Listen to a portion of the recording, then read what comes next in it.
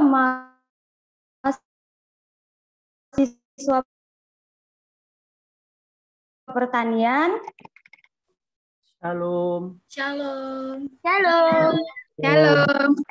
Shalom. Shalom. Ya, shalom kakak, abang, dan teman-teman sekalian. Shalom. Shalom. Shalom.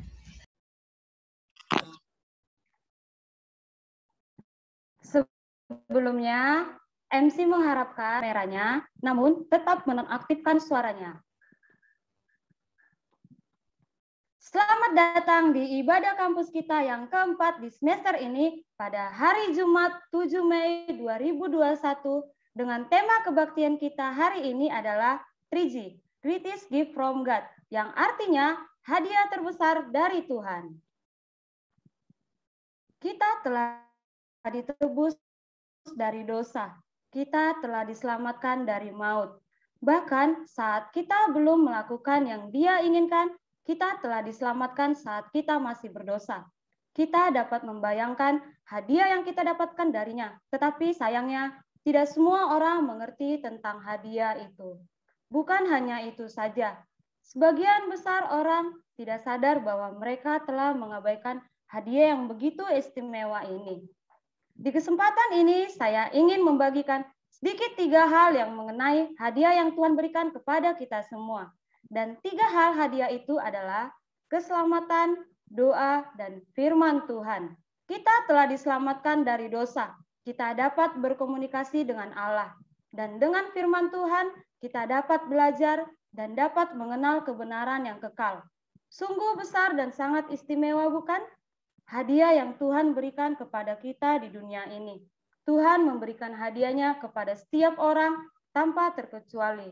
Untuk itu, marilah kita tidak mengabaikan hadiah itu. MC Rindu bertanya kepada salah seorang yang paling beruntung di ruang Zoom ini. Kepada siapa ya yang beruntung hari ini? Kepada Kak Christine Natalia, boleh perkenalkan stambuk dan jurusannya, Kak?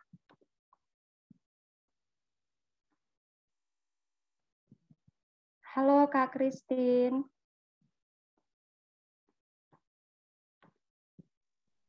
Saya, Kak. Halo, Kak. Boleh buka kameranya, Kak, supaya kita sama-sama lihat. Terima kasih, Kak. Oke, kepada Kak Christine Natalia, untuk Kakak, bagaimana sih Kak kondisinya hari ini, dan apa saja sih hal-hal yang Kakak syukuri sepanjang hari ini? Boleh Kak sedikit berbagi? Baik, terima kasih Kak. Untuk kondisiku hari ini itu baik. Hal yang kusyukuri tentunya sangat banyak berkat Tuhan untuk hari ini. Terusnya diberikan kesempatan untuk menjalani hari ini, diberikan nafas kehidupan, bahkan aku masih boleh menikmati makanan di hari ini. Itu mungkin Kak. Terima kasih. Terima kasih kembali Kak atas jawabannya. Ya, banyak sekali hal-hal yang patut kita syukuri dalam satu hari ini. Di mana saat kita bangun dari tidur pagi tadi, kita masih diberi kesempatan untuk boleh merasakan nafas kehidupan dari Tuhan. Kita masih bisa makan, kita masih bisa minum, kita masih boleh melakukan segala aktivitas kita. Kita masih diberi kesempatan untuk bisa bertemu atau berkomunikasi dengan keluarga dan teman-teman kita. Dan bahkan kita masih diberi kesempatan untuk boleh melakukan kebaktian ini walaupun hanya dengan media Zoom ini. Dan banyak lagi hal-hal yang patut kita syukuri, bahkan untuk hal terkecil sekalipun. Marilah kita selalu bersyukur kepada Tuhan dan selalu mengandalkannya dalam kehidupan kita. Dia adalah Allah yang baik, Allah yang selalu setia, dan Ia akan selalu bersama dan menjadi penolong yang setia. Yesus yang adalah keselamatan itu sendiri, dan Yesus yang telah menderita di kayu salib, mati dan menunjukkan karya yang paling mengagumkannya, yaitu kebangkitannya dari kematian.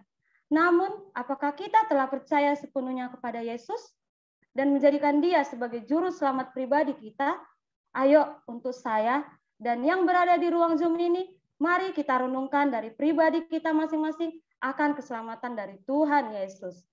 Hari ini kita akan mengupas lebih dalam akan hal itu, di mana saat ini telah hadir bersama-sama dengan kita oleh Kak Linda Simanjuntak. Kepada Kak Linda, selamat bergabung dan selamat melayani, Kak. Terima kasih, Dek. Selamat melayani juga. Segala hal yang masih boleh kita rasakan hingga saat ini, baik waktu, tenaga, dan segala sesuatu yang boleh terjadi di dalam kehidupan kita, itu semua berkat kasih dan anugerah dari Allah. Walaupun kita hanya dapat berjumpa melalui media Zoom ini, itu bukanlah hal yang dapat mematahkan sukacita kita semua untuk datang bersekutu kepada Allah pada saat ini. Marilah kita memanjatkan lagu pujian kita dengan penuh kerinduan dan sukacita yang besar kepada Allah. Hari ini ku rasa bahagia berkumpul bersama Tuhan Yesus mempersatukan kita. Harapannya kepada teman-teman semua menyanyikan di tempat masing-masing dengan sukacita. Untuk itu, mari kita angkat pujian kita kepada Allah. Hari ini ku rasa bahagia.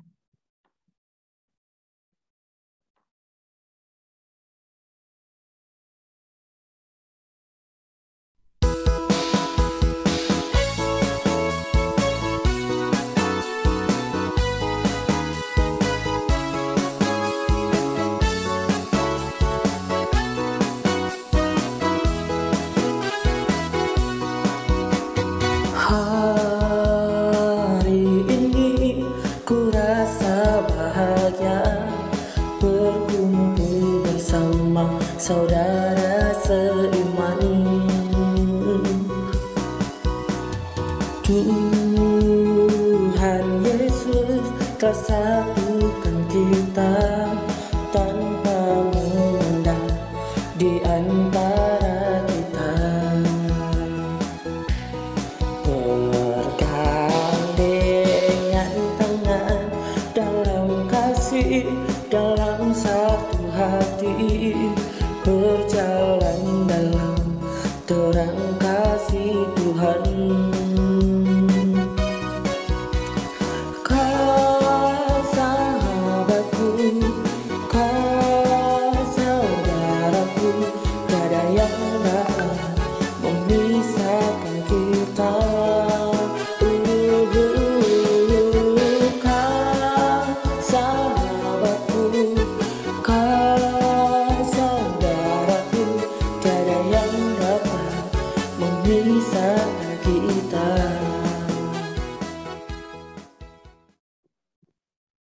mari kita serahkan ibadah kita ini ke dalam tangan Tuhan. Mari kita satukan hati kita berdoa.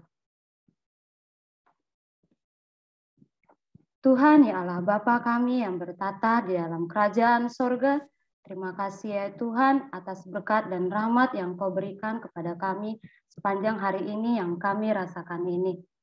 Tuhan Yesus, saat ini kami anak-Mu berdoa, memohon kasih dan karunia-Mu, supaya Engkau hadir di tengah kami. Kami yang akan memulai ibadah pada malam hari ini berserah dalam tangan-Mu, supaya Engkau memberikan penyertaan serta hikmat dan berkat-Mu melalui ibadah yang kami lakukan ini, sehingga hati kami hanya tertuju padamu. Biarlah hanya nama-Mu yang dimuliakan, dan bawa kami mengerti firman-Mu, dan biarkan hati kami terbuka menerima perintah-Mu. Terima kasih ya Bapa, kiranya kasih setia-Mu yang menyertai kami mulai dari hari ini hingga selama-lamanya. Amin. Kita akan membaca firman Tuhan. Kita dapat bersama-sama membuka Alkitab kita, dan saya akan membacakannya untuk teman-teman dapat mengikuti dalam hati. Saya akan membacakan dalam Roma 5 ayat 8-10. Akan tetapi Allah menunjukkan kasih-Nya kepada kita, oleh karena Kristus telah mati untuk kita. Ketika kita masih berdosa, lebih-lebih karena kita sekarang telah dibenarkan oleh darah-Nya, kita pasti akan diselamatkan dari murka Allah. Sebab jikalau kita ketika masih seteru diperdamaikan dengan Allah oleh kematian anaknya, lebih-lebih kita yang sekarang telah diperdamaikan pasti akan diselamatkan oleh hidupnya. Amin. Dalam kitab Roma ini ditulis oleh Rasul Paulus kepada jemaat di Roma. Melalui ayat ini dijelaskan bahwa jika kita percaya sepenuhnya kepada Yesus dan mengakui bahwa Yesus telah bangkit dari antara orang mati untuk menebus semua keberdosaan kita, maka Dia akan menyelamatkan kita dan membawa kita ke surganya yang kekal melalui pengorbanan dan penderitaan yang diterima Yesus di kayu salib. Kita akan diluputkan dari segala hukuman yang harusnya kita terima. Yesuslah Tuhan dan Juru Selamat satu-satunya dalam hidup kita. Dan kita juga harus boleh menunjukkan karya keselamatan Kristus dalam hidup kita. Melalui setiap perkataan, setiap perbuatan yang sesuai dengan kehendak Tuhan. Seluruh hidupku milikmu Tuhan. Darahmu sucikanku. Kuasa salibmu pulihkanku. Mari kita angkat lagu ucapan syukur dan lagu penyembahan kita. Kita bernyanyi kuasa salibmu. Dan di akhir lagu kepada Kalinda kami persilakan untuk membawa kebenaran firman Tuhan.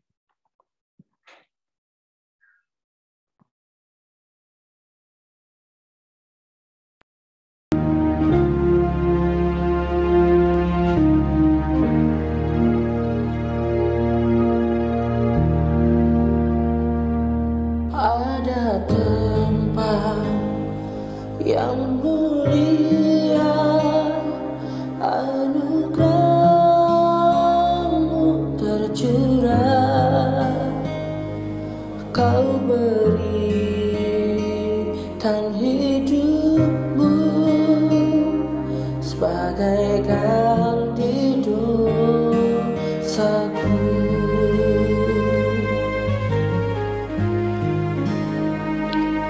Lebih dari yang kukira, pengampunan yang kuterima, kasih Yesus yang abadi mengalir di Kalvari.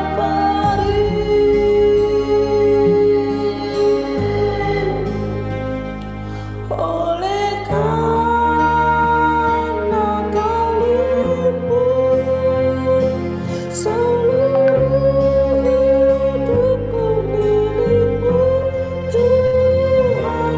Darah-Mu sucikanku, kuasa salib-Mu pulihkanku.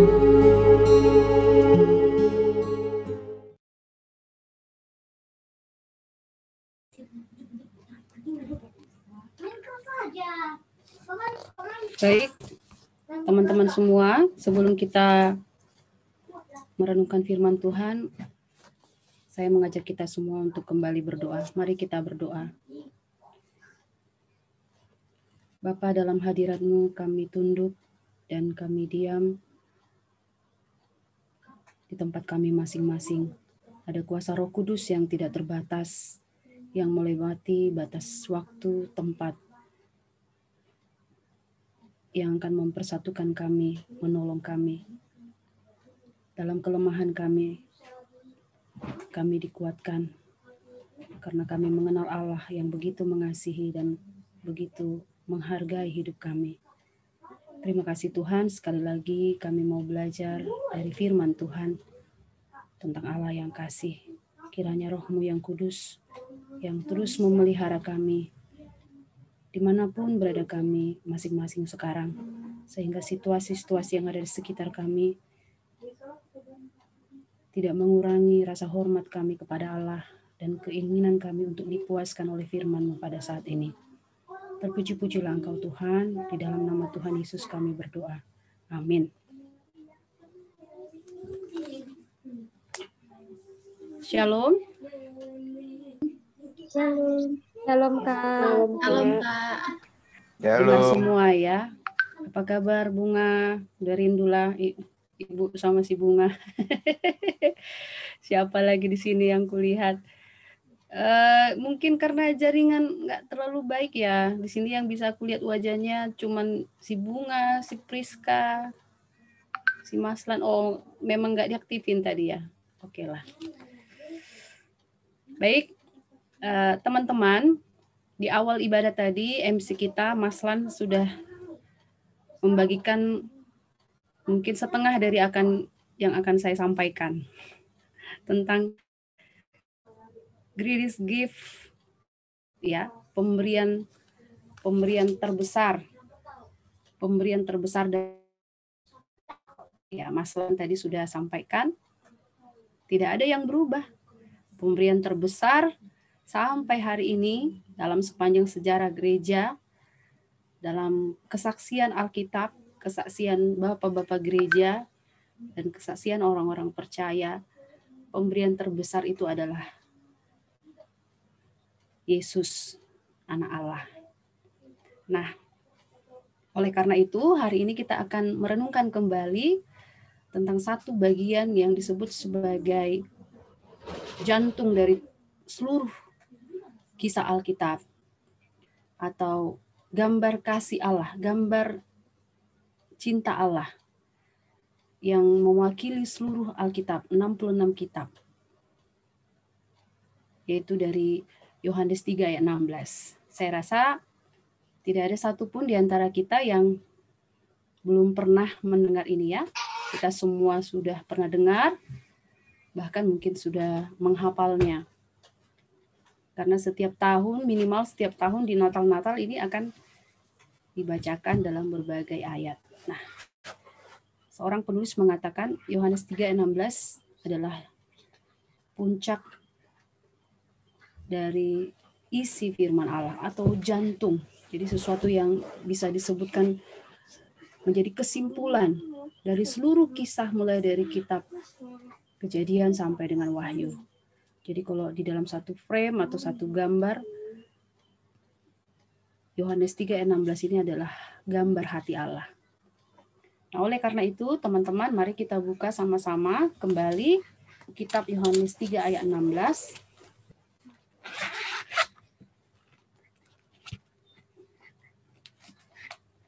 Mari kita buka sama-sama.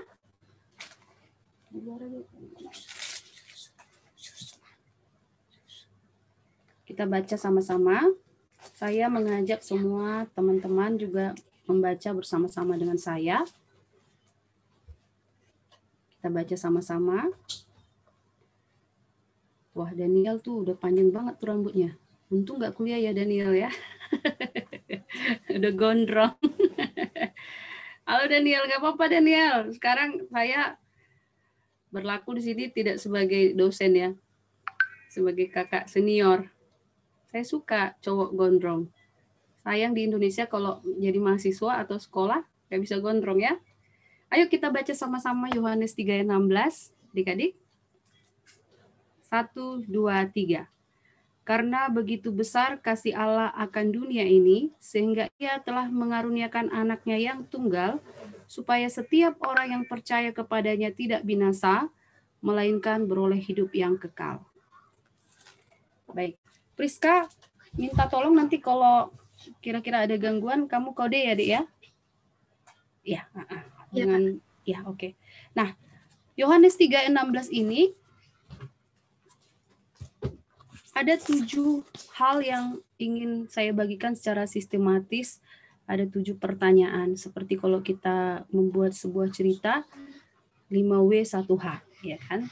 Jadi di sini kakak ada buat satu garis besar, ada 7 pertanyaan yang bisa disampaikan dalam bagian firman Tuhan yang kita baca bersama-sama tadi, yaitu Yohanes 3 ayat 16.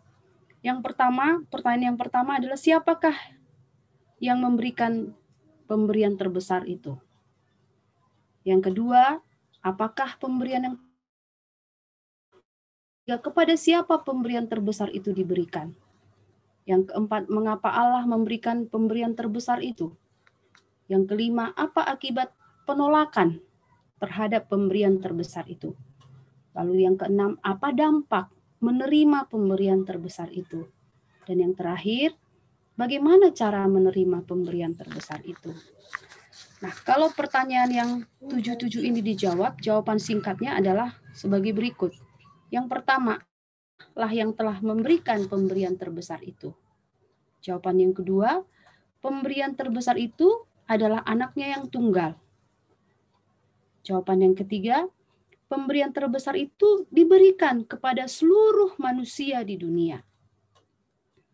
Jawaban yang keempat, pemberian itu diberikan Allah karena kasih-Nya yang besar. Jawaban yang keenam, dampak dari akibat menolak pemberian terbesar adalah kebinasaan. Dan jawaban yang keenam, dampak dari pemberian terbesar itu adalah hidup kekal. Dan jawaban yang ketujuh, bagaimana cara? Yaitu jawabannya adalah cara menerima pemberian terbesar hanya dengan percaya kepada Yesus Kristus. Nah, adik-adik, pertanyaan dan jawaban itu sebenarnya itu juga yang dijelaskan dalam Yohanes 3 ayat 16 satu persatu tadi. Sekarang mari saya akan memberikan penjelasan yang ringkas atas pertanyaan-pertanyaan dan jawaban yang tadi yang sudah kakak sampaikan. Yang pertama tadi, Allah lah yang memberikan pemberian terbesar. Allah yang memberikan pemberian terbesar. Siapa yang memberikan? Allah. Ketika Yesus disebut sebagai anak domba Allah dalam Yohanes 1 ayat 29 dan Yohanes 1 ayat 36, di sini merujuk kepada Yesus sebagai korban yang terutama dan korban yang sempurna untuk dosa. Dan Yesus itu adalah lambang yang diceritakan dimulai dari perjanjian lama oleh nubuatan-nubuatan para nabi. Jadi dalam Yesaya 53 ayat 10 dicatat di situ bahwa Kristus sebagai korban penebusan atas kesalahan. Nah, Yesaya 53 ini juga dinubuatkan atau dikaitkan dengan Roma 8 ayat 3 yang dikatakan bahwa Kristuslah korban yang sempurna yang dipersiapkan untuk penebusan umatnya. Jadi Allah sendiri yang memberikan karya terbesar itu. Allah sendiri yang berencana, membuat satu perencanaan, memikirkan, atau dengan kata lain, membuat satu solusi atas persoalan manusia. Allah sendiri yang memberikan pemberian terbesar. Nah, teman-teman semua, di dalam tradisi orang-orang Yahudi, korban persembahan itu menjadi sangat melekat. Di dalam kehidupan orang-orang Yahudi, mempersembahkan korban-korban itu adalah suatu tradisi yang dalam kehidupan mereka. Sehingga dalam kitab Yesaya, dalam kitab Yeremia, ketika berbicara tentang anak domba sebagai korban persembahan, atau anak domba yang dibawa kepada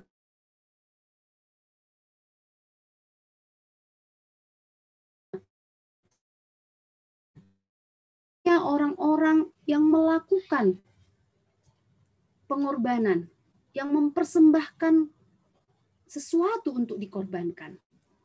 Nah, Allah mengerjakan ini untuk menebus dan membayar dosa kita. Dan bagian yang paling hebat, yang paling baik adalah bahwa Allah sendiri yang merencanakan itu untuk kita.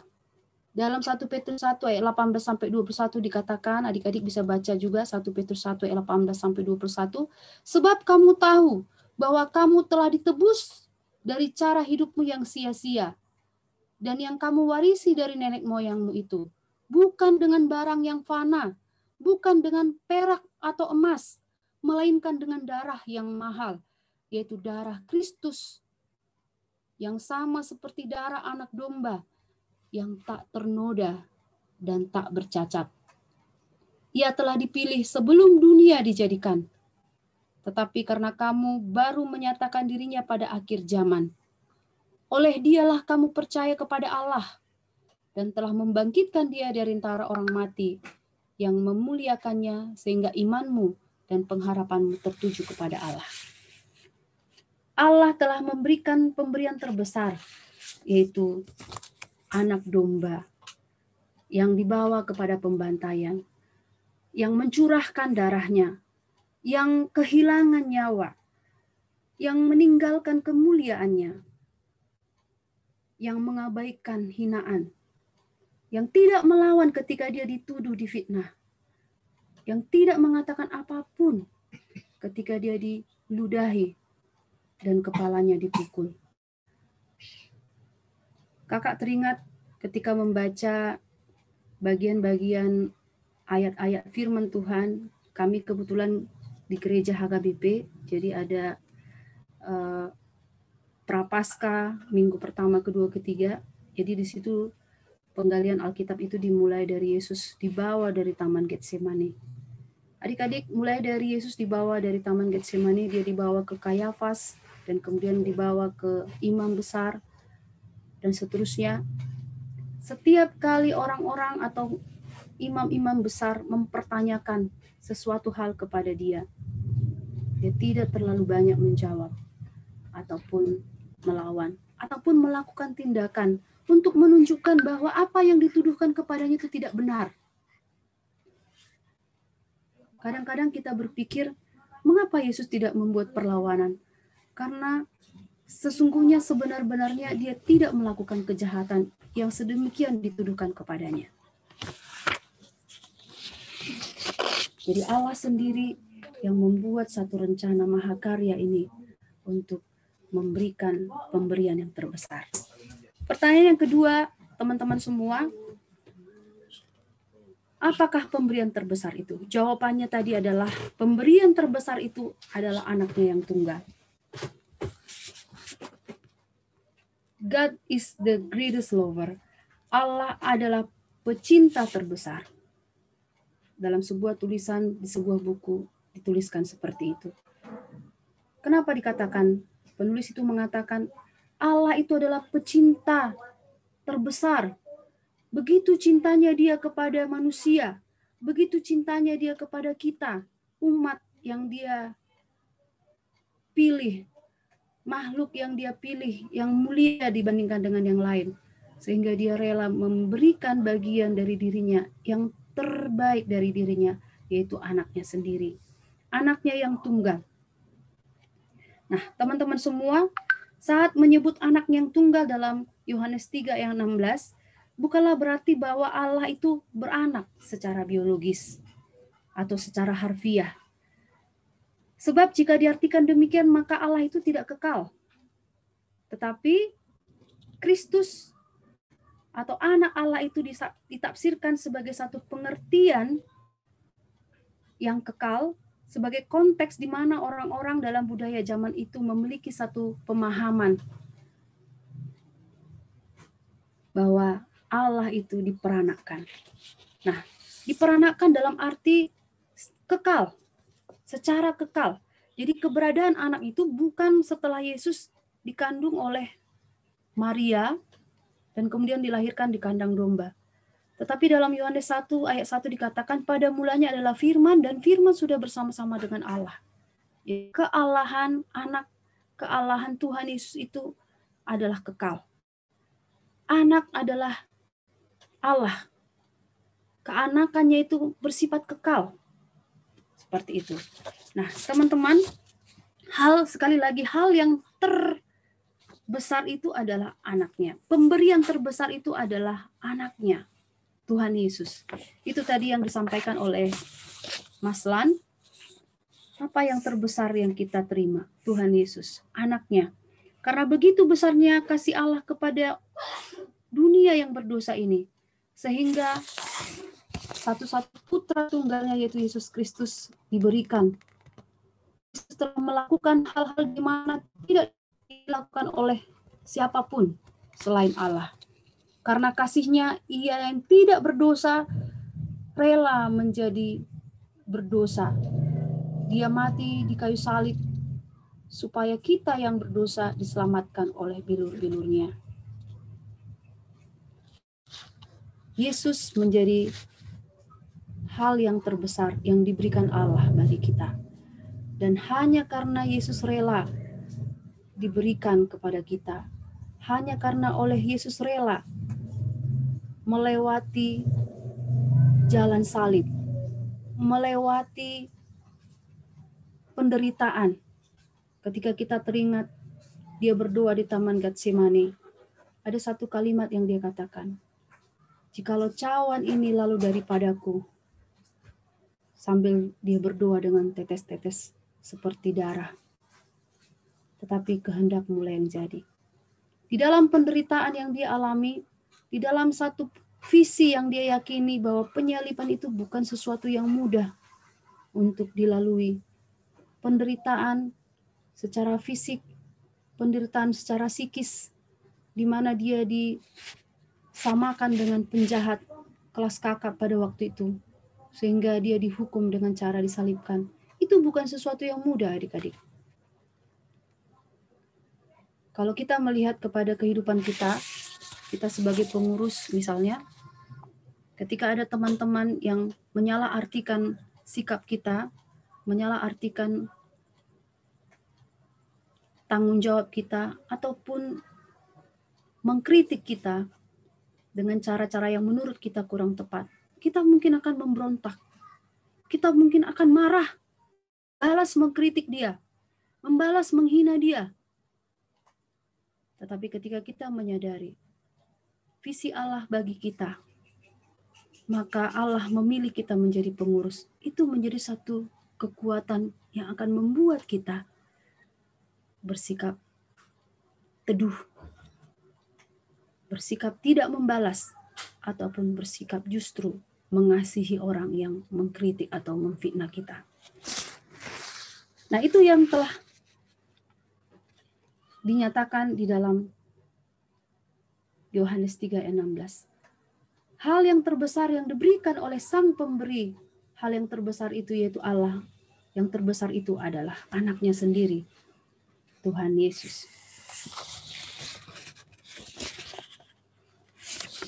Yang ketiga, adik-adik, kepada siapakah pemberian terbesar itu diberikan? Tadi jawabannya kepada seluruh umat manusia. Di dalam pelajaran agama, kalau si Bunga masih ingat, saya selalu sangat excited menceritakannya. Keselamatan yang menjadi ciri dari keselamatan dalam Alkitab Perjanjian Lama dan dalam Alkitab Perjanjian Baru adalah, kalau dalam Perjanjian Lama, adik-adik, keselamatan itu eksklusif ditujukan kepada umat Israel, umat pilihan Allah, bangsa yang dipilih Allah. Ya. Tetapi di dalam Perjanjian Baru, di dalam keselamatan yang ditawarkan di dalam Tuhan Yesus ditawarkan kepada semua orang. Semua orang yang mau mendengar dan merespon, maka keselamatan itu menjadi miliknya. Di dalam Yohanes 3:16, dunia itu dituliskan dalam bahasa Yunani, bahasa aslinya kosmon, ya. Kosmon di sini saya catat. Kata ini bukanlah dunia dalam arti alam semesta atau bumi, tetapi menunjuk kepada manusia di dunia. Jadi orangnya, bukan buminya, bukan langitnya, tetapi orangnya. Atau manusia yang ada di seluruh dunia, sehingga digunakan kata kosmon.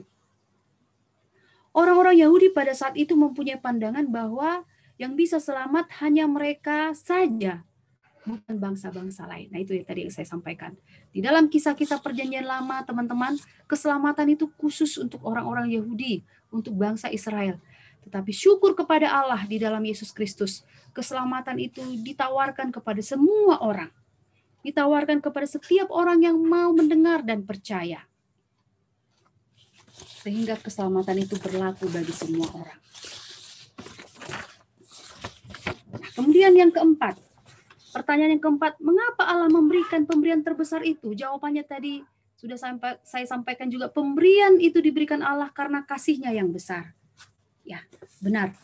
Kasih Allah yang besar kepada setiap kita, di dalam bahasa aslinya, Yohanes 3:16 ini, prase karena begitu besar kasih Allah dalam Yohanes 3 ayat 16 itu menggunakan kata hautos gar egapesen huteos. Huteos itu ho itu mengatakan kepemilikan Allah. Jadi kata depan yang mengatakan bahwa itu miliknya Allah. Ya. Jadi kasih itu adalah milik Allah. Milik Allah yang sangat besar. Milik Allah yang teramat besar. Sehingga kasih itu diberikan kepada kita. Mengapa Allah memberikan pemberian terbesar itu? Karena kasihnya itu teramat besar. Kasih Allah teramat besar kepada kita, sehingga kita dilayakkan untuk namanya. Kalau Allah tidak mengasihi semua orang, kita semua akan dalam kesesakan. Kita semua pasti di dalam neraka saat ini juga. Kasih Allah kepada dunia ini dimanifestasikan dengan memberikan kesempatan kepada kita untuk bertobat.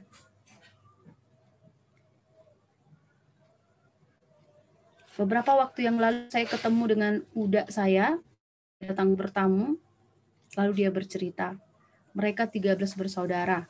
Jadi ini udah apa ya, bukan udah kandung. Jadi anaknya, kebetulan anaknya kita layani, kebetulan semarga dengan ibu. Lalu karena ibu melayani anaknya, jadi seperti keluarga. Sebenarnya hampir jarang ketemu, mungkin 2 kali ketemu. Dan yang 3 hari lalu adalah pertemuan yang kedua. Lalu dia bercerita seperti ini.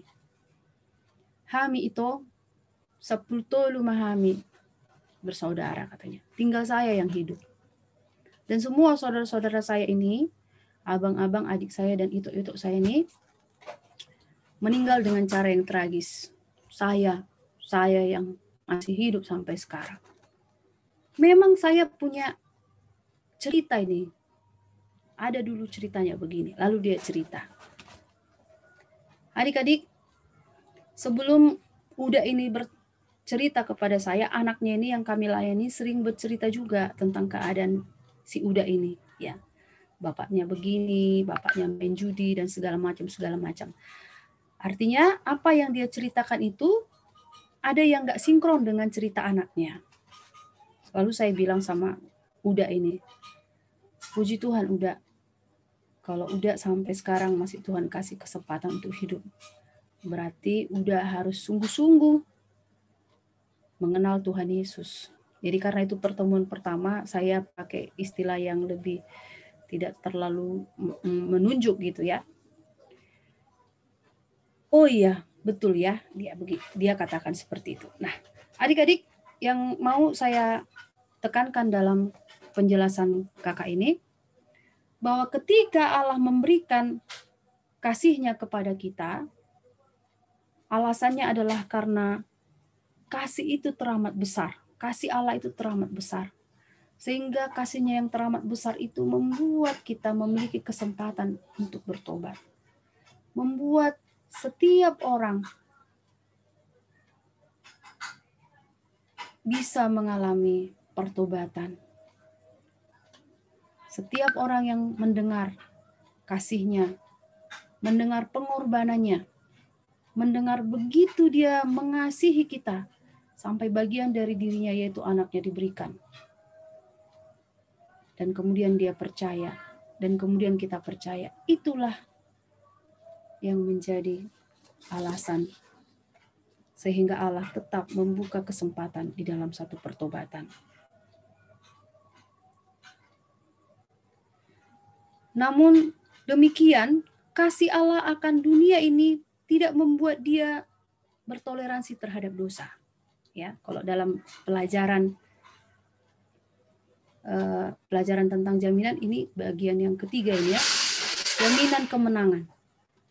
Ya kan, jaminan kemenangan. Jadi walaupun Allah begitu mengasihi kita dan memberikan tangan yang begitu luas untuk mengampuni kita, tetapi dia tidak bertoleransi atas dosa. Nah, sekali lagi kakak mau sampaikan kaitan-kaitannya dengan bagian ini dalam Yohanes 3:16 ini adalah dalam rangka kita sama-sama merenungkan Yohanes 3:16 ini, satu bagian yang sering sekali kita dengar, tetapi mungkin bukan ayat yang begitu memiliki makna lagi gitu, saking seringnya kita dengar, bahkan kita sudah hafal, tetapi makna dan artinya mungkin juga menjadi kabur. Nah, justru adik-adik dalam Yohanes 3:16 ini pun ditekankan juga dikaitannya dengan beberapa ayat dalam 2 Tesalonika 1:6, 2 Petrus 3:9, bagaimana Allah sendiri yang begitu memberikan kesempatan kepada kita untuk bertobat dan menerima kasih karunia, tetapi juga sekaligus Allah yang tidak bertoleransi terhadap dosa. Allah yang adil. Allah yang tidak membiarkan dosa itu menguasai kita. Dalam Roma 3 ayat 25-26. Upah dosa adalah maut, tapi kasih karunia Allah di dalam keselamatan. Jadi keadilan dan kasih Allah adalah sesuatu yang balance di dalam pengorbanannya. Allah mengorbankan anaknya yang tunggal untuk menebus kita dari dosa, tetapi sekaligus juga menunjukkan keadilannya bahwa setiap orang yang berdosa harus binasa. Setiap orang yang berdosa harus menerima hukuman dengan lambang penghukuman atas Yesus yang mengemban dosa seluruh umat manusia. Sehingga Yesus menjadi satu lambang, penyaliban Yesus menjadi lambang keadilan dan kasih-Nya. Kemudian apakah Allah memang benar-benar mengasihi semua orang? Nah, kita kadang-kadang kembali lagi ke ayat ini. Sehingga setiap orang yang percaya tidak binasa, melainkan beroleh hidup yang kekal. Benarkah? Benarkah Allah mengasihi semua orang? Apakah tidak ada keraguan bahwa Allah hanya mengasihi orang yang baik seperti kita? Orang yang melayani seperti kita? Orang yang bisa Bible reading 7x7? Orang yang bisa saat teduh 7x7? Jawabannya adalah ya. Allah mengasihi semua orang. Allah mengasihi orang-orang Kristen. Terlebih-lebih lagi orang-orang yang bukan Kristen. Allah mengasihi pengurus. Allah mengasihi AKK. Allah mengasihi alumni-alumni yang dulu dibina. Tetapi Allah juga mengasihi mahasiswa yang bukan pengurus. Mahasiswa yang mungkin menghabiskan waktunya di kantin. Mahasiswa yang mungkin juga tidak pernah mau untuk dibina. Mahasiswa juga yang mungkin hidupnya di dalam kehidupan yang sangat kacau. Menyontek, berpacaran, memalsukan data. Allah mengasihi mereka. Allah mengasihi semua orang secara setara dalam pengertian bahwa Dia adalah Allah yang murah hati kepada semua orang. Allah mengasihi orang-orang Kristen dalam pengertian bahwa orang-orang Kristen mendapat anugerah dalam kemurahannya selama-lamanya. Janji kasih-Nya untuk selama-lamanya di surga.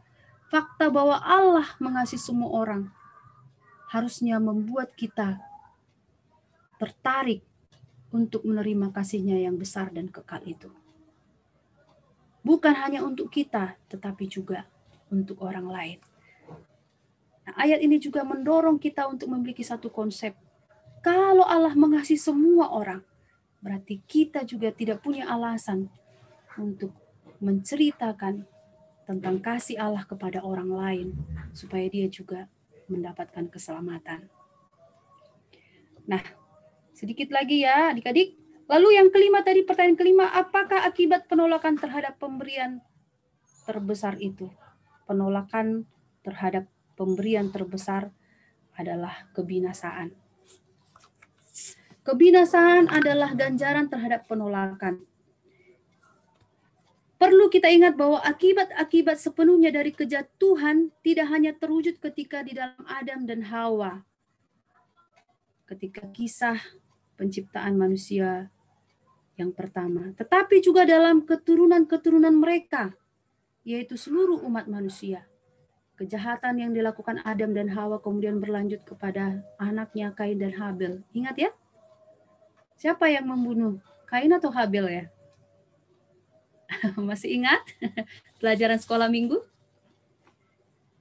Kain kan? Benar ya? Kain, ya. Akibat jangka panjang dari kejatuhan adalah dosa menurun kepada semua manusia. Maut menurun kepada semua manusia.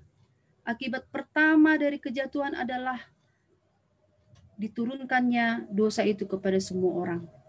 Dosa manusia meliputi dosa pertalian, dosa warisan, dan dosa pribadi tentunya. Dosa warisan dapat didefinisikan sebagai keberadaan berdosa dari semua orang yang dibawa sejak lahir. Nah, sehingga dalam pengajaran Alkitab, adik-adik semua, kalau ada filsuf-filsuf duniawi gitu ya, ada pakar-pakar filsafat mengatakan bahwa kita lahir seperti kertas putih, lalu kitalah nanti yang memberi warna atau coretan-coretan di atasnya. Nah, itu filsuf humanitas ya, atau filsuf yang tidak sinergi atau tidak sesuai dengan Alkitab. Nah, dalam pengajaran Alkitab, dosa warisan itu berlaku. Sejak kita dilahirkan, kita sudah mewariskannya itu dosa. Apakah ini benar? Iya. Siapa yang pernah mengajarkan anaknya untuk berbohong, untuk marah, untuk memaki seorang orang tua, maksud ibu? Tetapi mengapa anak itu bisa melakukan hal-hal yang ibu sampaikan tadi? Berbohong, memaki, mengucapkan kata-kata kotor. Saya hampir tidak percaya kalau ada orang tua yang menyuruh anaknya untuk mencuri misalnya. Diajarin bagaimana mencuri. Lain hal itu udah orang tua yang bagaimana ya. Ya secara umum yang ibu katakan. Tetapi anak-anak ini bisa melakukannya dan mengerjakannya. Ini adalah satu gambaran bahwa dosa itu diwariskan. Dosa pertalian itu seperti juga perhitungan atau imputasi dosa. Di sini dimaksudkan dengan pertalian atau pertautan bahwa dosa itu memiliki replikasi. Di dalam kehidupan manusia, dosa itu diwariskan. Nah, adik-adik semua, betapa mengerikannya akibat dari dosa itu. Sehingga seorang pernah berkata dosa merusak segala sesuatu. Tetapi Allah tidak menginginkan kebinasaan siapapun. Ia mengasihi setiap orang seperti yang disampaikan di awal tadi. Bahwa setiap orang yang menerimanya tidak binasa, melainkan beroleh hidup yang kekal. Jadi ada satu pro dan kontra di sini. Bagaimana dosa itu diwariskan, tetapi Allah sendiri mengasihi setiap orang dan Allah tidak menginginkan satu pun di antara kita untuk binasa.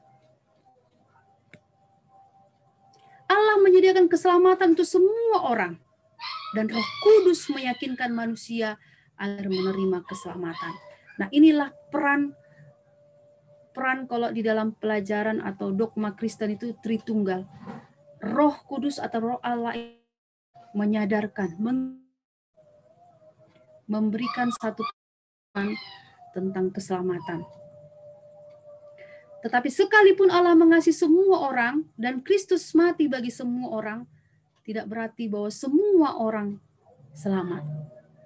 Tidak semua orang diselamatkan karena penerapan karya perdamaian Kristus dibatasi bagi mereka yang bertobat dari dosa dan percaya kepada Yesus.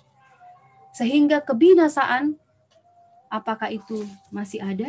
Ya, kalau dia menolak pemberian yang terbesar itu. Yang keenam, apa dampak dari pemberian terbesar itu? Dampaknya kita sama-sama tahu tadi. Sekali lagi tadi ayat firman Tuhan Yohanes 3:16 dikatakan bahwa setiap orang yang percaya, supaya setiap orang yang percaya kepadanya tidak binasa, melainkan beroleh hidup yang kekal. Jadi dampak yang sangat jelas, yang tidak bisa ditawar-tawar lagi kepada setiap orang yang menerima pemberian terbesar itu adalah kehidupan yang kekal. Hanya kematian Kristus saja yang dapat meredakan kemarahan Allah. Tidak ada usaha apapun yang mampu untuk meredakan kemurkaan Allah atas dosa. Usaha apapun itu, sekalipun itu menjadi sesuatu berupa kebaikan, berupa kepintaran, berupa amal, ataupun berupa hal-hal yang lain yang bersifat sangat rohani. Aktivitas rohani kita, apakah kita menjadi AKK yang rajin? Apakah kita menjadi koordinasi yang rajin? Itu tidak pernah bisa menggaransi kehidupan kekal. Tidak pernah bisa menjadi satu tawaran atau satu bekal bagi kita untuk memperoleh kehidupan yang kekal. Tetapi kasih karunia karena kita menerima pemberian yang terbesar itu. Itulah satu-satunya jaminan kita untuk memperoleh kehidupan yang kekal. Kematian Kristus sajalah yang mampu meredam kemarahan Allah terhadap dosa, yang mampu meredam kemarahan Allah terhadap tuntutan keadilannya. Allah yang kasih tidak bisa mengabaikan pribadi bahwa Dia juga ada Allah yang adil. Kasih Allah itu tidak mungkin mengosongkan nilai keadilannya. Kasih dan keadilannya harus diberlakukan secara sempurna. Sehingga tidak ada cara lain kecuali dengan memberikan anaknya, yaitu Yesus. Sehingga dengan kata lain, hanya dengan percaya dan menerima pemberian itu, yaitu Yesus, sehingga kita memperoleh kehidupan yang kekal. Dampak dari kehidupan, dampak dari menerima pemberian itu adalah kehidupan yang kekal. Dengan demikian kekudusan, hukum, keadilan Allah telah ditegakkan dengan secara simultan dengan kasih-Nya kepada manusia. Pribadi yang terlibat dalam korban keselamatan itu ialah Allah sendiri yang menjelma menjadi manusia. Hanya pribadi ini yang dapat menyelamatkan manusia dengan cara berinkarnasi. Dalam Matius 1 ayat 21 dikatakan yaitu Allah yang menjelma menjadi daging. Dalam Yohanes 1 ayat 14 situ juga dicatat bagaimana Allah berinkarnasi, dilahirkan menjadi manusia, menjadi sama seperti kita.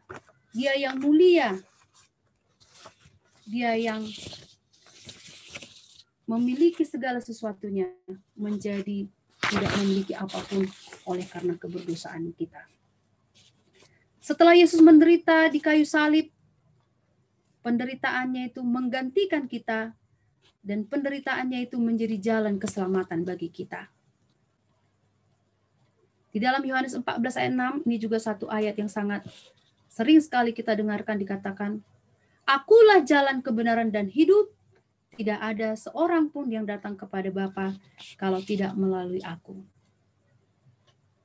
Kehidupan yang kekal hanya dapat diperoleh dengan menerima pemberian itu. Yang terakhir, bagaimana kita cara menerima pemberian terbesar itu adalah dengan belief, percaya.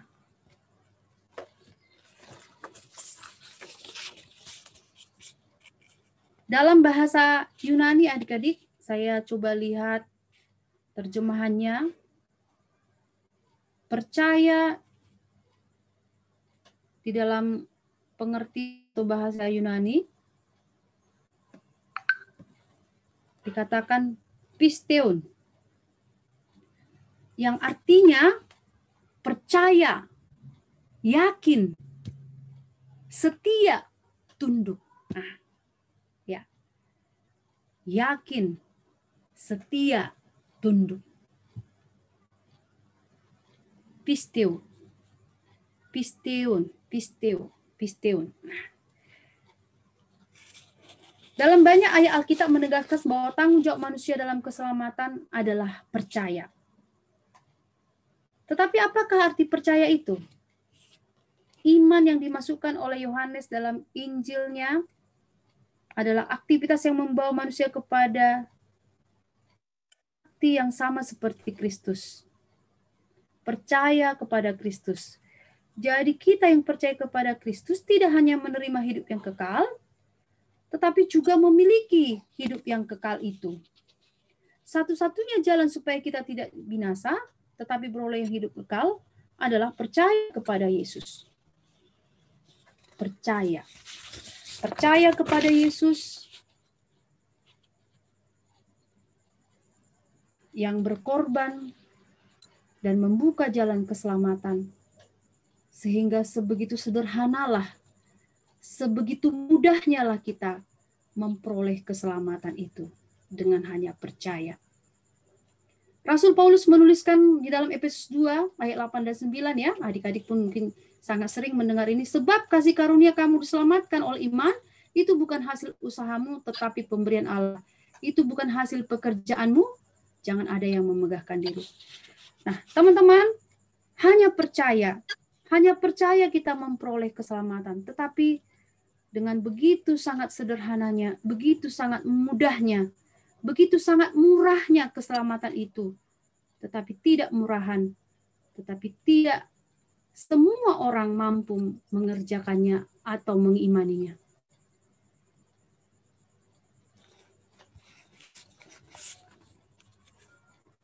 Jadi apakah yang harus kita refleksikan dari 7 pertanyaan tadi? Menerima Allah dalam Kristus adalah keputusan yang paling serius dan penting. Saya rasa kalian setuju dengan apa yang kakak sampaikan.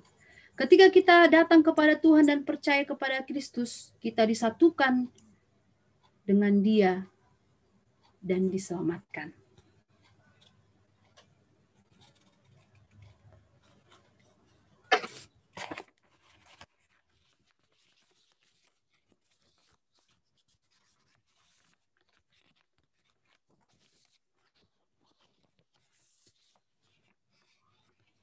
Oleh karena itu, teman-teman semua, apa yang telah kita sampaikan, apa yang tadi kita sudah dengarkan, merupakan hal yang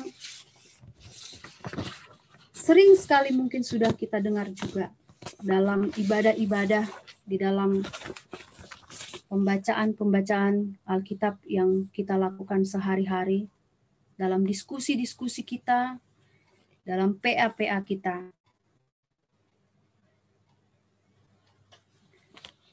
Sebagai penutup, ada 4 hal yang ingin kakak sampaikan. Yang pertama,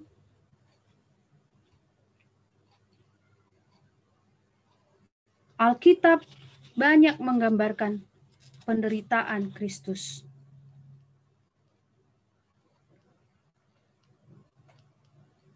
Sehingga dengan membaca Alkitab, dengan bergaul karib dengan Alkitab,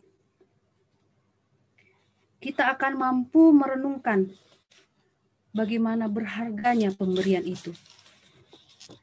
Bagaimana berharganya keselamatan yang diberikan oleh Tuhan kepada kita.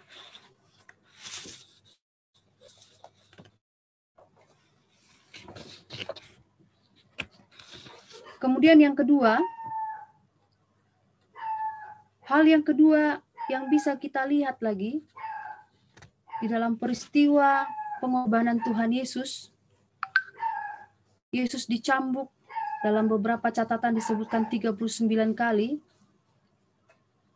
Tetapi di dalam catatan-catatan lain juga dikatakan kemungkinan lebih daripada itu. Kita bisa melihat begitu brutalnya dan begitu kejamnya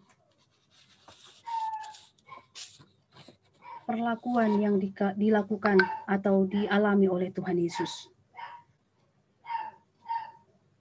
Jadi bagaimana kondisi pemerintahan Romawi pada saat itu menjadi satu bukti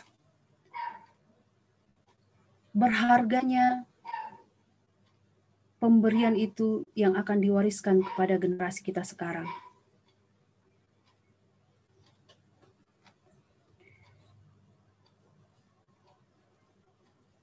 Yang ketiga, adik-adik, sekali lagi sebenarnya kembali lagi kepada situasi, kondisi penyaliban Yesus, situasi lokasi penyaliban Yesus. Kalau kita pernah melihat cuplikan film The Passion of Christ, sangat begitu detailnya Yesus itu disalibkan dengan paku yang dari berbagai sumber kakak baca itu besarnya kurang lebih 12 sampai 18 cm ya. Jadi adik pasti bisa bayangkan 12 sampai 18 cm itu berapa panjang. Lalu runcingnya tombak yang menusuk lambungnya. Kemudian dibumbui lagi dengan air asam, luka yang disiram dengan air asam.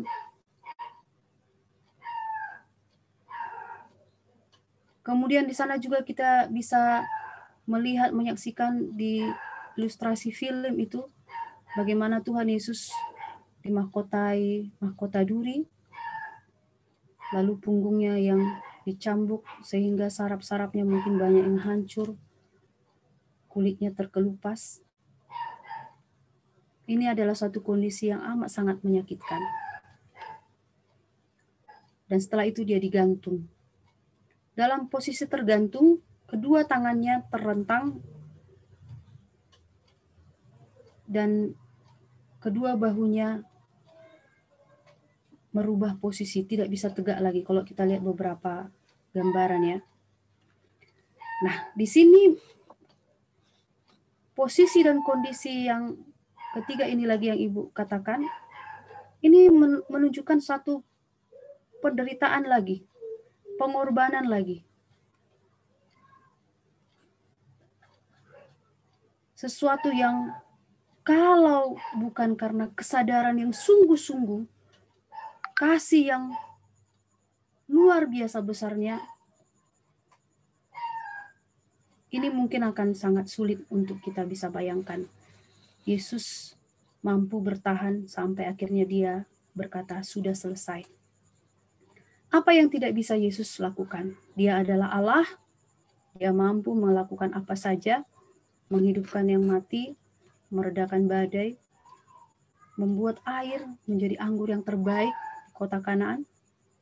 Seorang perempuan pendarahan 32 tahun sembuh. Seorang yang buta bertahun-tahun sejak lahir juga matanya dicelikkan. Apakah begitu menakutkan bagi dia paku sepanjang 18 cm? Saya rasa tidak. Dan kemudian yang terakhir, adik-adik, pada kematian Kristus yang terakhir, yang tadi juga sudah sampaikan, Tuhan Yesus katakan, ya Bapa, ke dalam tanganmu kuserahkan nyawaku.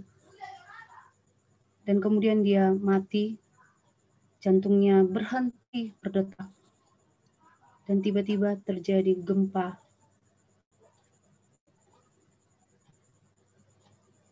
Di dalam beberapa catatan yang kakak baca, namanya katanya keguncangan hipolemik yang terjadi pada Tuhan Yesus sehingga dia mengalami gagal jantung. Yaitu terkumpulnya cairan-cairan membran di sekitar jantung. Kemudian menuju paru-paru. Dan ini menyebabkan serdadu Romawi pada saat itu menusukkan tombak ke pinggangnya. Dan darah mengucur dengan keras.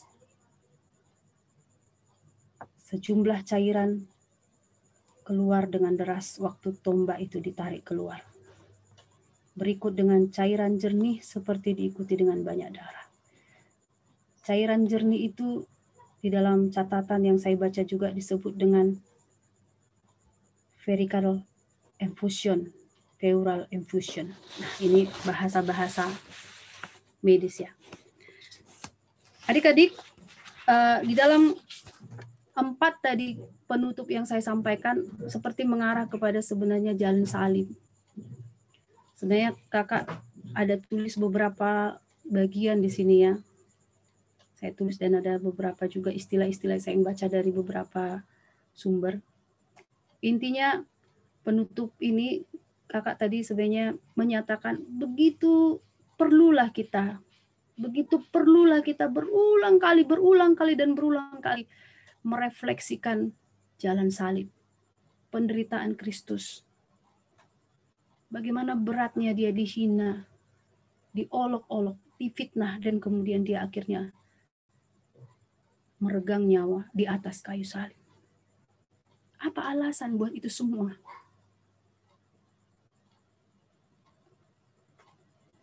Mengapa Mengapa Yesus melakukannya?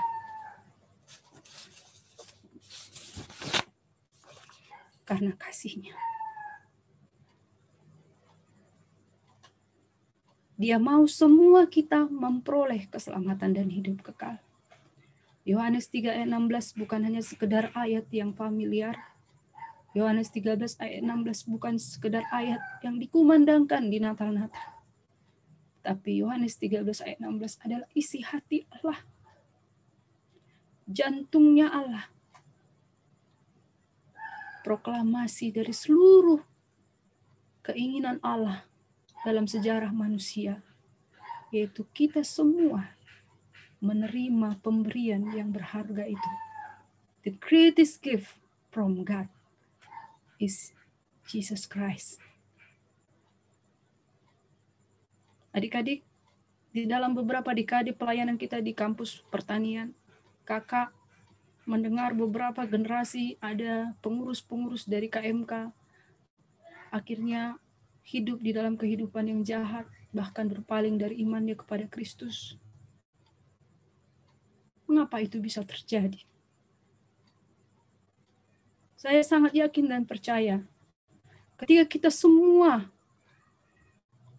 mengambil waktu terus merefleksikan tentang the greatest gift from God ini, tidak ada alasan bagi kita pun untuk tidak setia kepada Allah. Di dalam penderitaan apapun, dalam kesulitan apapun, di dalam persoalan apapun, tidak ada hal yang dapat memisahkan kita dari Allah. Mungkin kakak menyampaikan khotbah ini kurang bisa dinikmati, karena terus terang kakak sendiri pun kurang bisa menikmati khotbah dengan Zoom. Ya, tetapi saya percaya Allah yang berkuasa di dalam Roh Kudus itu Allah yang hebat, Allah yang luar biasa juga yang bekerja di dalam hati kita masing-masing buat adik-adikku yang ada di Zoom ini. Mari terus merenungkan the greatest gift from God, yaitu kasih Allah di dalam Yesus. Hanya itu jawaban dalam hidup kita. Mari kita lihat situasi-situasi yang sekarang ini terjadi. Kehilangan nyawa itu adalah hal yang biasa sekarang. Dan itu tidak menjadi sesuatu lagi yang menjadi langka. Tetapi bagi kita, itu tidak menjadi suatu persoalan. Yang menjadi persoalan, apakah engkau tidak akan pernah kehilangan pemberian yang terbaik itu? Atau dengan kata lain, masihkah engkau hidup di dalam anugerah pemberian terbaik itu, Yesus Kristus? Sehingga ketika apapun yang terjadi di masa depan kita, dalam situasi-situasi yang sulit sekarang ini, tidak akan pernah mampu memisahkan kita dari kasih-Nya yang teramat baik.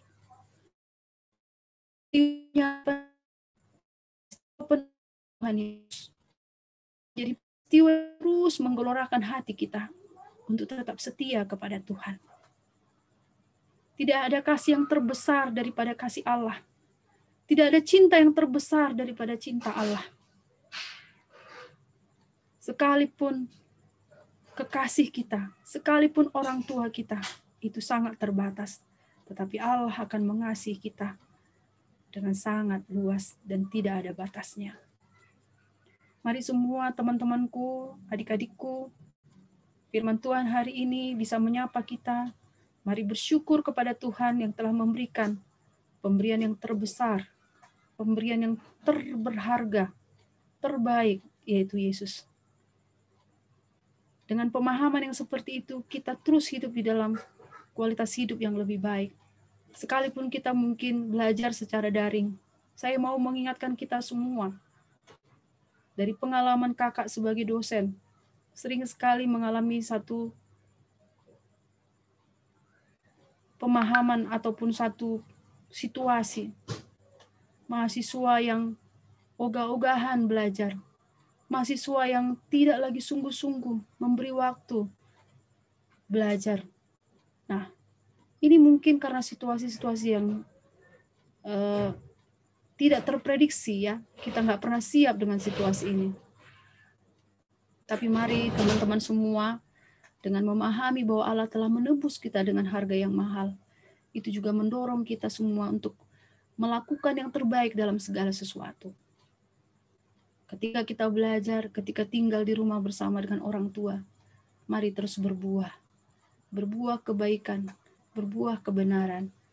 Karena Allah telah memberi yang terbaik bagi kita. Kita juga harus memberi yang terbaik bagi orang-orang di sekitar kita. Mari kita berdoa. Bapa di sorga, terima kasih Tuhan untuk sapaan firman Tuhan dari Yohanes 3 ayat 16. Engkau berjanji kepada kami bahwa Engkau akan memberikan keselamatan kepada setiap orang yang percaya kepada anak-Mu yang tunggal. Dan kami akan memperoleh hidup yang kekal. Oleh karena itu Tuhan, kami sangat bersyukur hari ini kembali firman itu mengingatkan kami bahwa kami begitu berharganya Engkau tebus. Dan semua anak-anak secara khusus koordinasi PKK, AKK, dan non-AKK juga yang tergabung dalam Zoom kami malam hari ini. Kasih karunia-Mu Tuhan sungguh-sungguh berlaku bagi kami. Roh Kudus bekerjalah Engkau Tuhan, supaya kami mengalami pertemuan yang sejati dengan Engkau. Supaya kami semua mengalami dan menerima pemberian terbaik dari Allah, menjadi milik kami kekal selama-lamanya. Dan kehidupan di dalam kasih karunia Allah itulah yang akan membuat kami hidup di dalam cara-cara hidup yang baik dan lebih baik lagi hari lepas hari. Hamba-Mu berdoa untuk koordinasi, untuk PKK, untuk AKK dimanapun berada saat ini Tuhan, di tempat-tempat, di rumah-rumah, baik di rumah keluarga maupun di tempat-tempat kos. Ketika mereka terus berjuang untuk satu kesempatan untuk menyelesaikan studi, biarlah Allah yang penuh kasih menolong mereka, memberkati mereka, memberikan mereka kemampuan untuk bisa beradaptasi dengan situasi sekarang. Terpuji-pujilah Engkau Bapa dalam nama Tuhan Yesus. Amin.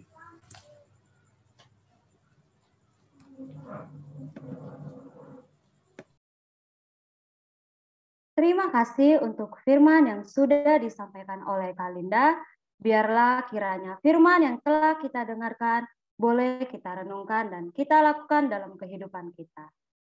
Saat ini kita akan mengisi angket dan absen. Link absen ada di room chat ya teman-teman. Untuk teman-teman boleh membuka dan mengisi angketnya. Waktu pengisian angketnya 2 menit ya teman-teman.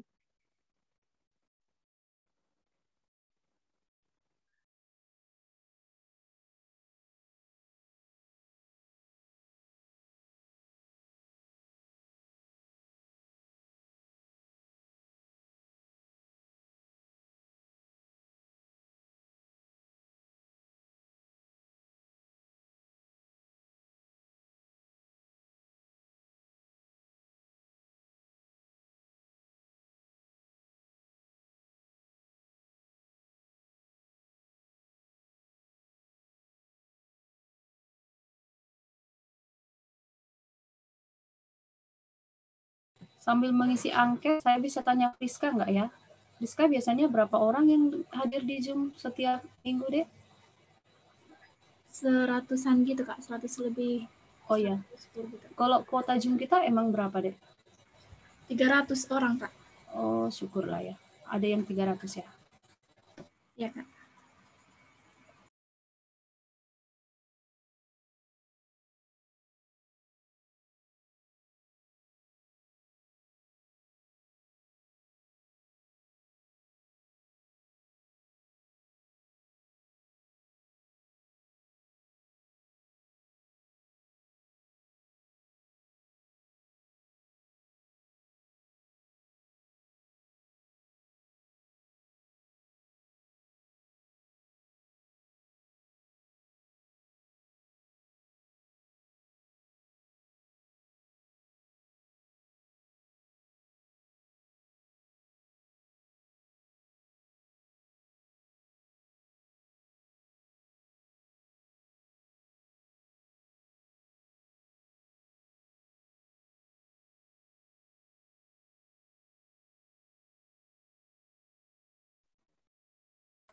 Kalau masih ada waktu, saya bisa tanya lagi nggak, Priska ya?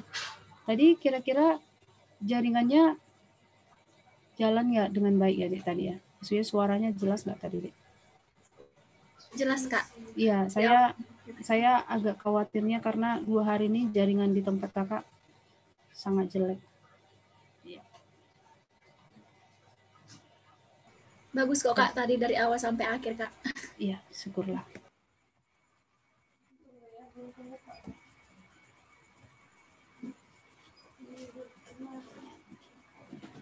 Tuhan Yesus adalah Allah yang sangat baik dan Allah yang penuh kasih.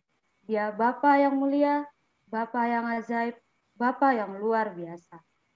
Allah yang telah mengaruniakan anaknya yang tunggal, supaya setiap orang yang percaya kepadanya tidak binasa, melainkan beroleh hidup yang kekal.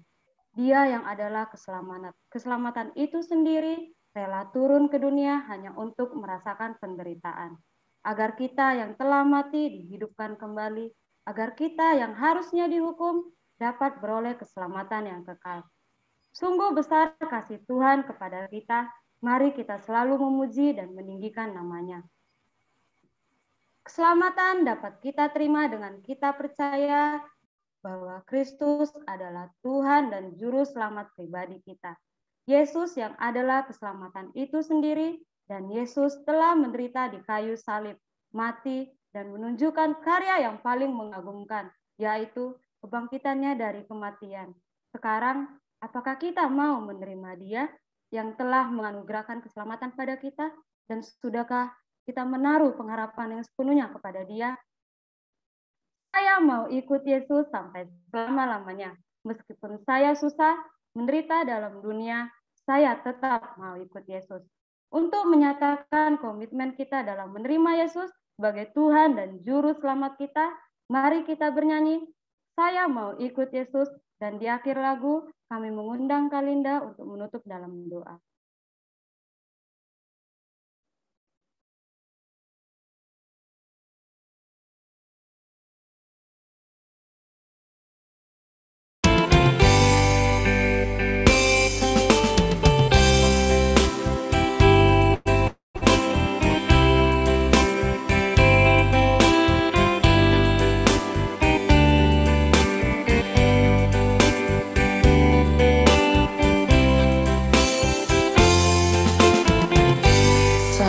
Saya mau ikut Yesus. Saya mau ikut Yesus sampai selama-lamanya. Saya mau ikut Yesus. Saya mau ikut Yesus sampai selama-lamanya. Meskipun saya susah menderita dalam dunia, saya mau ikut Yesus sampai selama-lamanya.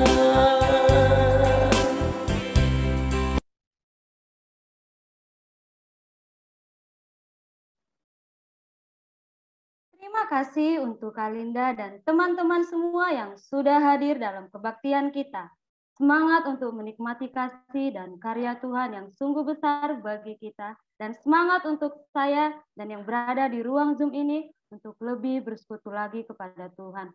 Dan untuk malam ini, selamat beristirahat untuk kita semua. Tuhan Yesus memberkati. Bagi teman-teman yang belum mengisi absen dan angketnya, jangan lupa diisi ya teman-teman. Dan jangan lupa untuk hadir di kebaktian kita selanjutnya. See you teman-teman. Shalom. Shalom. Untuk Kalinda bisa ditutup dalam doa, Kak. Masih di... Iya, saya juga tadi kakak udah dipanggil ya? Kelanjutan tadi, Kak. Bisa tutup aja. Oh iya, oke. Mari kita berdoa ya. Bapa di sorga, sekali lagi kami berdoa, bersyukur kepada Tuhan. Kami bersyukur juga untuk lagu pujian yang mewakili juga isi hati kami. Biarlah seperti nyanyian itu Tuhan, kami mau mengiring Yesus sepanjang hidup kami. Kami mau ikut Yesus sepanjang hidup kami, sekalipun susah dan tidak ada jaminan langit yang akan selalu biru. Tetapi yang ada adalah pertolongan Tuhan di dalam persoalan-persoalan yang ada, selalu akan ada jalan keluar. Terima kasih Bapa, kami bersyukur untuk pemberian termahal, pemberian terbaik yang Tuhan berikan dalam hidup kami, yaitu Yesus Kristus. Itulah harta yang terbesar dalam hidup kami. Dan itu adalah kekuatan, pertolongan kami di dalam nama-Mu yang ajaib, nama-Mu yang mulia, nama-Mu yang perkasa, yang akan memampukan kami semua hidup di dalam rancangan Tuhan. Sekali lagi Tuhan, hamba-Mu berdoa untuk semua anak-anakku ini, untuk adik-adikku ini Tuhan. Kiranya di dalam situasi yang masih dalam pandemik ini, Tuhan menganugerahkan kami kemampuan untuk kasih dengan baik, dengan kesehatan yang terus dipelihara oleh, bahkan keinginan yang kuat untuk terus belajar secara mandiri di rumah. Merdeka belajar seperti yang disosialisasikan oleh kampus kami, dan kami mau terlibat Tuhan, menjadi key person, menjadi orang-orang yang memberi contoh, mahasiswa yang memiliki motivasi merdeka belajar. Dimanapun kami belajar, tidak ditentukan oleh gedung, tidak ditentukan oleh siapa yang berdiri di depan kami, tapi kami menjadi orang yang mampu memimpin diri kami untuk bisa belajar dengan maksimal. Berkati seluruh keluarga adik-adikku ini Tuhan, orang tua di mana mereka terlibat sehari-hari, biarlah mereka juga menjadi berkat bagi keluarga sekitar mereka, menjadi berkat bagi papa dan mama, adik-adik, sanak saudara, sehingga sungguhlah mereka Tuhan menjadi nyata bahwa mereka adalah anak-anak Tuhan yang telah dibina. Terima kasih Bapak, terpujilah Engkau. Sekali lagi kami akan menutup seluruh rangkaian acara kami dengan berdoa bersama doa Bapa kami. Mari kita berdoa. Bapa kami yang di sorga, dikuduskanlah nama-Mu, datang kerajaan-Mu, jadilah kehendak-Mu di bumi seperti di sorga. Berikanlah kami pada hari ini makanan kami yang secukupnya, dan ampunilah kami akan kesalahan kami, seperti kami juga mengampuni orang yang bersalah kepada kami. Dan janganlah membawa kami ke dalam pencobaan, tapi lepaskanlah kami daripada yang jahat, karena Engkau yang punya kerajaan dan kuasa dan kemuliaan sampai selama-lamanya. Amin. Bapa terima kasih. Bapa terima kasih. Bapa terima kasih. Di dalam surga ku berterima kasih.